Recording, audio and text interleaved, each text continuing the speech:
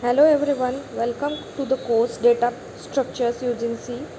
Today in this session we will start sorting techniques. First of all we will see what do you mean by sorting. Sorting refers to arranging data in a particular format, that is in a particular order. Sorting algorithm specifies the way to arrange data in a particular order, means that order can be ascending order or descending order.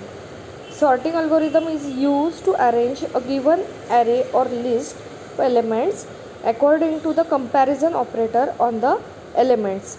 It depends on the order of required order of the number, which can be ascending order or descending order. Comparison operator is used to divide new order of elements in a respective data structure. There are number of algorithms for sorting, but in your syllabus there are only 5 sorting techniques, which are bubble sort, insertion sort, selection sort, quick sort and radix sort. Now we will see these sorting techniques one by one. Let's start with bubble sort. Bubble sort is a very simple method. This method is comparison based algorithm in which each pair of adjacent element is compared and the elements are swapped if they are not in order. Bubble sort begins with the zeroth element. The zeroth element compared with the first element, means this algorithm is a comparison based algorithm, and in each pair of adjacent element is compared and element are swapped if they are not in order. Means हर एक particular element जो भी रहेगा वो अपने adjacent number से compare होगा. Means अगर ज़ीरोथ पोजीशन का एलिमेंट है तो उसको फर्स्ट पोजीशन के एलिमेंट से कंपेयर किया जाएगा. If it is greater than first position element then it can be interchanged as per the required order, means ascending or descending. The comparison operator is selected and the swapping instruction will be changed. Just take the example of ascending order.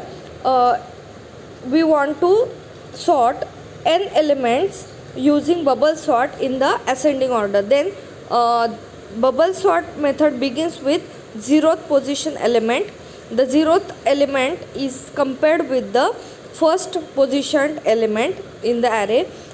If zeroth position element is found to be greater than the first element, then they are interchanged, otherwise not interchanged, because the order we want to sort is ascending order. That's why if zeroth position element is greater than first position element, then interchange must be there. In this way all the elements are compared with their next element and are interchanged if required. The output of the first iteration, ये method कब तक follow होगा? जब तक सारे numbers array के compare नहीं हो जाते. ये क्या हो गया? ये फर्स्ट पास हो गया, फर्स्ट इटरेशन. तो ये फर्स्ट इटरेशन का आउटपुट क्या आएगा? जो लार्जेस्ट एलिमेंट है वो लास्ट पोजीशन पे प्लेस हो जाएगा. Okay, the output of first iteration is the largest element gets placed at the last position. ऐसे ही हम सेम सेकंड पास में इटरेशन परफॉर्म करेंगे. उसमें क्या होगा? जो सेकंड लार्जेस्ट नंबर है वो प्लेस होगा सेकंड लास्ट पोजीशन में, क्योंकि as per the name of that particular sort it is a bubble sort.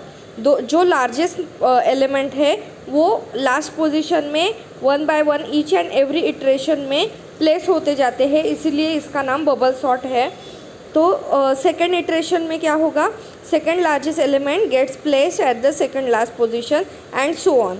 वैसे ही सेम थर्ड इटरेशन में third largest element can be placed.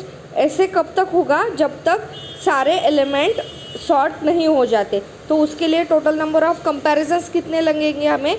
Total number of iterations कितने लगेंगे? वो है n-1. Suppose we want to sort total number of 5 elements to be sorted in a ascending order, then we need 4 iterations to sort the complete array. First iteration में क्या होगा, जो first largest element रहेगा वो place हो जाएगा right position पे. उसके बाद सेकंड पास में सेकंड नंबर, थर्ड पास में थर्ड नंबर जो लार्जेस्ट है वो प्लेस हो जाएगा. और फोर्थ पोजीशन में फोर्थ इटरेशन में जो लास्ट के 2 नंबर्स है वो करेक्ट प्लेस पे प्लेस हो जाएंगे. इसीलिए जो कंप्लीट बबल सॉर्ट है उसको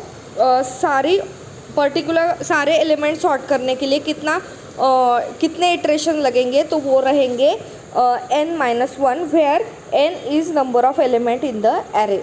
मतलब जितने नंबर्स है उससे -1 n-1 इटरेशंस हमें चाहिए होंगे टोटल एरे को सॉर्ट करने के लिए. Okay, this is known as bubble sort.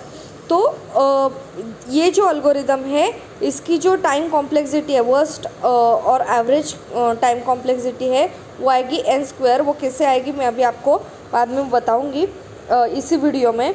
तो अभी हम जो एनिमेटेड इमेज है कि कैसे कंपैरिजन होता है वो हम देखते हैं.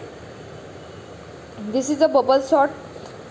जैसे कि एडजेसेंट नंबर कंपेयर होते हैं वैसे एडजेसेंट नंबर कंपेयर हो गया और जो फर्स्ट लार्जेस्ट नंबर था 6 वो प्लेस हो गया. उसके बाद सेकंड लार्जेस्ट नंबर 5 वो प्लेस हो गया. और वैसे ही सेम ऑल इटरेशंस में सारे नंबर्स सॉर्ट हो गए. See it again.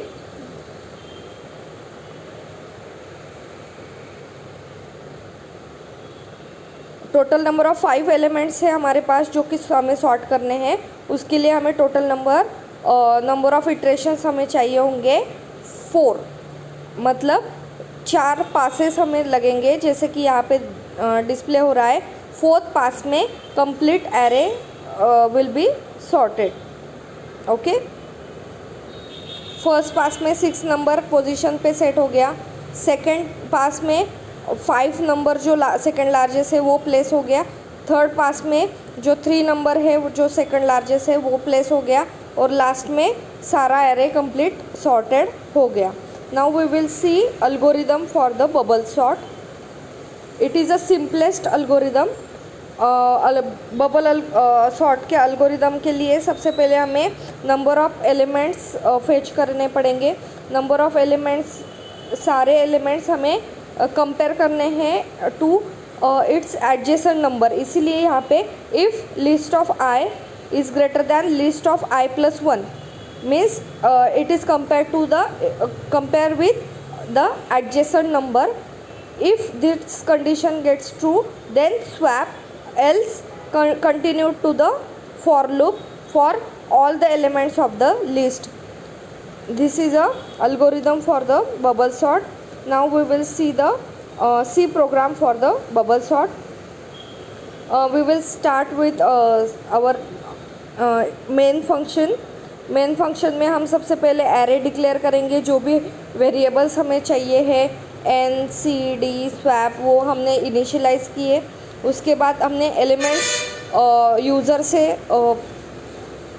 एंटर करवाए. एंटर नंबर ऑफ़ एलिमेंट्स, कितने नंबर ऑफ़ एलिमेंट्स उनको सॉर्ट करने के लिए चाहिए है, इसीलिए हमने एंटर नंबर ऑफ़ एलिमेंट्स वो n में फेच किए. उसके बाद हम एरे में वो सारे जो भी नंबर्स है n नंबर ऑफ़ एलिमेंट्स वो हम एरे में स्टोर कर रहे हैं. ओके, अभी हम वो एरे उसके एडजेसेंट नंबर से कंपेयर करने वाले हैं. इसीलिए हमें यहाँ पे 2 फॉर लूप लगेंगे क्योंकि ईच एंड एवरी पास हमें कंटिन्यू करना है. तो first pass, second pass, as per that हमें n की वैल्यू चेंज करनी है. इसीलिए यहाँ पे फर्स्ट फॉर लूप है c = 0. 0th पोजीशन से स्टार्ट होगा. c is less than n-1. ये कब तक कंटिन्यू होने वाला है? n-1. मतलब कितने इटरेशन के लिए हम बबल सॉर्ट रन करने वाले हैं? n-1. इसीलिए यहाँ पे c is less than n-1 और c++.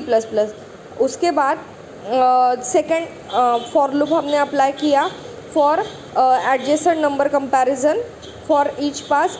So d is equals to 0, d is less than n minus c minus 1. मतलब कंपैरिजन कितने तक करना है, लास्ट जो नंबर है फर्स्ट पास कंप्लीट होने के बाद जो लास्ट नंबर है वो लास्ट करेक्ट पोजीशन पे प्लेस हो जाता है. वो प्लेस हो जाने के बाद फिर से उससे कंपेयर करने की ज़रूरत नहीं होती है. इसीलिए यहाँ पे d is less than n minus c minus 1. उसके बाद d प्लस प्लस. फिर जो कंपैरिजन कंडीशन है वो हमने यहाँ पे लिखी है, if array of d is greater then array of d plus 1 means two adjacent numbers are compared with comparison operator. If this is true then swapping is done. Swap करने के लिए हम एक ये लिया है स्वैप से, स्वैप नाम का एक वेरिएबल लिया है, उसमें एरे ऑफ डी की वैल्यू पुट की जाती है और एरे ऑफ डी में एरे ऑफ डी प्लस 1 की वैल्यू जाएगी और एरे ऑफ डी प्लस 1 में स्वैप की वैल्यू जाएगी. ये कंटिन्यू जब तक ये for loop continue condition satisfy नहीं होते तब तक ये कंटिन्यूअसली कंपैरिजन चलता रहेगा. और बाद में जो भी सॉर्टेड एरे है वो हम प्रिंट करने वाले हैं using for loop c is equals to 0, c less than n, c plus plus और प्रिंट एफ यूज़ करके हम सॉर्टेड एरे रिजल्ट में डिस्प्ले करने वाले हैं. तो ये है simple bubble sort program. Now we will see time complexity of bubble sort. जैसे कि हमने देखा कि हर बार जो लार्जेस्ट नंबर है वो प्लेस हो जाता है ईच एंड एवरी पास में. फर्स्ट पास में first largest number correct position पे प्लेस हो जाता है. सेकंड पास में सेकंड लार्जेस्ट नंबर जो रहेगा वो प्लेस हो जाएगा करेक्ट पोजीशन पे. वैसे इसीलिए ये पर्टिकुलर ईच एंड एवरी पास में कितने नंबर ऑफ कंपैरिजन्स लगेंगे वो हमें देखना है.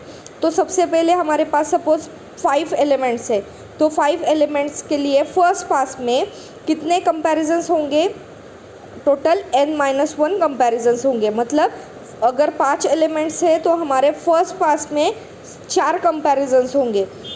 नेक्स्ट पास में सेकंड पास में क्या होगा, फर्स्ट एलिमेंट तो करेक्ट पोजीशन पे प्लेस हो गया. सेकंड पास में क्या होगा, हमें n-2 कंपैरिजन्स करने पड़ेंगे.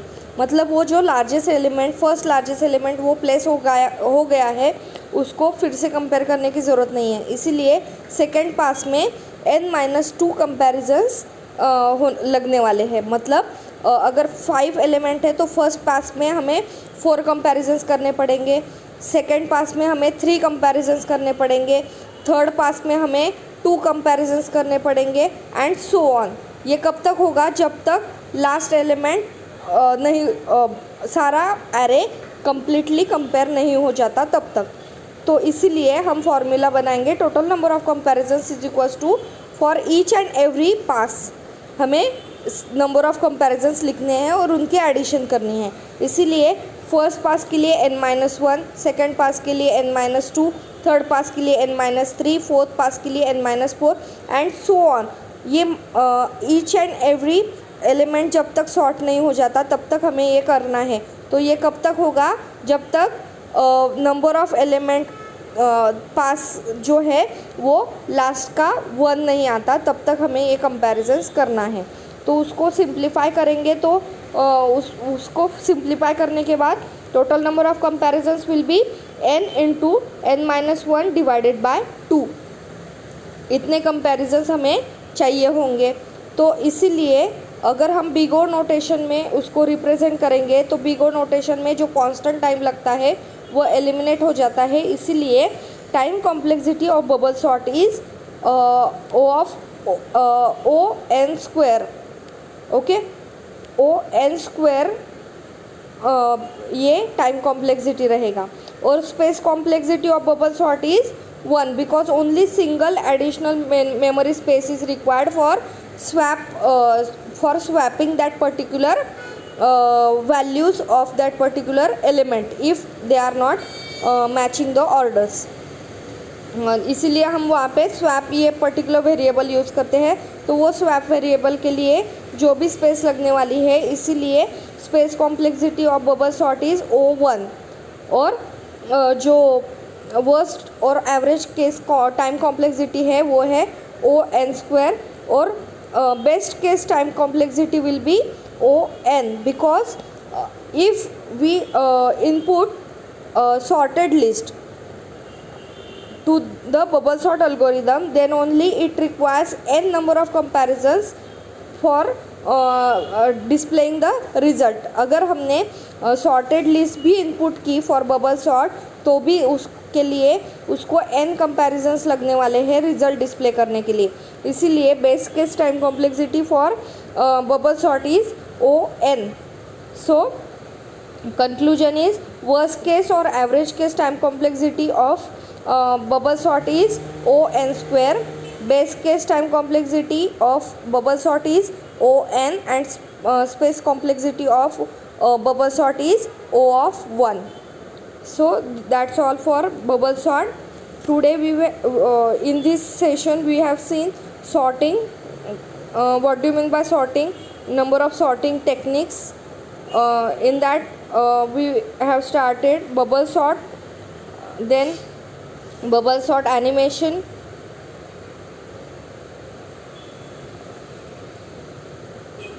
likewise these comparisons are done with the adjacent number